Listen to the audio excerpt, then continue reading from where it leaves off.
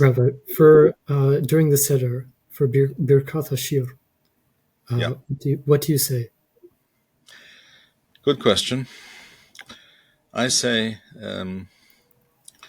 Nishmat and Nishtabach. In other words, at the end of, after saying Hallel, finishing Hallel, I go on to Nishmat Kol Hai, all the way through to Ishtabach, inclusive. Is that Mishum Safek, or because you think both of them need to be said? I do not say Yahalalucha, I do not say that bracha. Rav Yehuda is the one who suggests to say that. It seems to me to be Minhag Bavel as opposed to Minhag Eretz Yisrael. It's Rav Yehuda and Rabbi Yohanan that are quoted, and if that's one reason, and you would think halacha should be like Rabbi Yohanan, or at least it's not really a question of halacha; it's more a question of minhag, and therefore either is possible. Clearly, it doesn't make sense to say both. You can say one of them without a bracha; it doesn't hurt. But my real logic is that, first of all, there are some early Ashkenazi sources that indicate that those particular Rishonim were in favor of Nishmat, and that's what they did. But really, I think the decisive question is, why is it called Birkat Hashir? If it's just a regular Hallel, then just say, recite Hallel and end with the usual Baracha. This new term, Birkat Hashir, would seem to indicate that it is something else, that it is not the standard conclusion of Hallel, but something different, which also makes sense on another level, because we are reciting Hallel, but not in the usual fashion. It's Hallel that's broken into two sections, divided into two sections. We don't say the brachot before Hallel that we normally do at the beginning. And why should you therefore say the bracha after Hallel at the end? So it seems to me, and I saw this somewhere recently, but I'm not sure I recall, just a few days ago, someone suggesting that Hallel that we recite as part of the Haggadah, as part of the Seder, is not being said b'Torath Kriyat Hallel, but as b'Torath Hodaya, b'Torath, and that's why it's like it's a shir. Birkat Hashir is makes sense. That term makes sense. It connects to this idea that we're singing a shira l'Hashem, but it's not the usual hova of reciting Hallel. And the fact that in Sepharad, in at least from what we see in the Middle Ages, the minhag grew up to recite Hallel in Bet HaKnesset before the Seder at night, the beginning of the Hag, to recite Hallel, usual regular Hallel Shalem at night, which is not at all, not mentioned really in the sources at all, the ancient sources. It doesn't seem that way at all. And that the fact is that the Ashkenazim were not noheg to do this, as the Rama also writes. You have to ask yourself, why would this minhag of reciting Hallel grow up if in an hour or two you're about to do it all over again?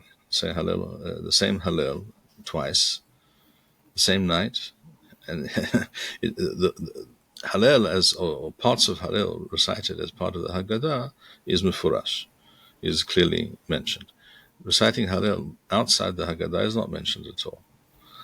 And if it was on the same level or the same kind of hova and the same kind of the same mitzvahs being performed, why would you do it twice within a couple of hours of each other? There's something very strange about that. So even though the Ritba, who who usually, whose opinions I'm usually very, shall we say, impressed with, and it's not a chidush. Obviously, the Ritva does not require any approbation from someone such as myself, but and this is well known in the yeshiva world that the Ritva's Hidushei Ritva are very, very sharp and very, very explanatory and very profound, and that's a fact, and it's a fact that it's agreed to by, I think, all. Despite having said that, the Ritva has a perush on the Haggadah, which is also a kind of instruction manual, how to conduct the Seder. And he goes into this topic at the beginning, and he is in favor of reciting Hallel in tefillah at night. But I don't really see the argument, I'm afraid. You don't think it could be a perversion of the more ancient minhag where they would say Hallel in the Beth Knesset for the people that couldn't say it themselves or didn't know it themselves? It could be somehow a continuation of that practice, yes, that we do see mentioned, yeah. That and that makes sense, that many people did not know it Baal Peh, and they would finish their Seder in their home, and then they would go to the Beth Knesset and recite Hallel together over there. Yeah, it's very possible, but that also clearly is it was not the original intention. That is a response to a particular reality, which is fine, no problem. But it's not the pshat of what the Baraita claims and states, and that which of course Rambam quotes also in Choth Hanukkah, that there are 18 days in the year when we recite Hallel. And Lichora, it's not. You would think at least it doesn't refer to the night of Lela. It doesn't refer to Lela Seder. It's not referring to in the Beit Knesset at night. And anyhow, since when do you say Hallel at night? Kol hayom kasher lekriyat Hallel, says the Mishnah Masechet Mechila. It's always said it during the day. There's a special kind of version of Hallel, or something similar to Hallel, or reminiscent of Hallel, that we recite as part of the Haggadah, as part of the Seder. That's true, but that's an exceptional reality, an unusual and unique practice that is done once a year on Leila Seder. But it's not part of the standard halacha of reciting Hallel, which is always during the day, as the Mishnah Mechila states. And if it talks about Shmona Asar Yom, Lichora, it's once per day, not twice per day or 3 times per day.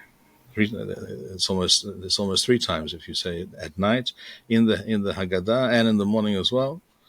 Muzar afilu me'od. So I'm not of the opinion that we need to recite Hallel as part of the tefillah on Leila Seder. And the fact that Ashkenazim were traditionally always of that view and acted in that fashion, I think is also an indication of that, because it's difficult to explain why, if it was an ancient practice and everyone understood and knew that you recite Hallel as part of tefillah in Beit HaKnesset and Leila Seder, all of a sudden Ashkenazim decide to drop it. Jews don't drop things. Jews invent things. They don't drop things. That's how it works. That's usually, almost always, almost with that exception, how things work. Things do not tend not to disappear, but they tend to accrete. So, for all these reasons, it seems to me that reciting Hallel in Tefillah and Leil Pesach is an unusual practice, and there's no reliable source, I think, for that. And as for Birkat Hashir, as I explained, I think Birkat Hashir sounds like a special bracha and a special kind of nusach, which is not normally associated with Hallel. And we wouldn't know what it was. And as Rabbi Yochanan told us, that it's referring, which people probably knew in those days, but Rabbi Yochanan said it's referring to Nishmath, which is clearly a very ancient nusach. Very, very beautiful nusach. I think I was able to distill the most non-accreted and original form of Nishmat that I could come up with, based on many sources, based on very old Sidurim, some of them going back to the 14th century, and very manuscripts, sidurim that are in manuscript form, and some of the Rishonim. There you have, I think, the essential nusach of Nishmath.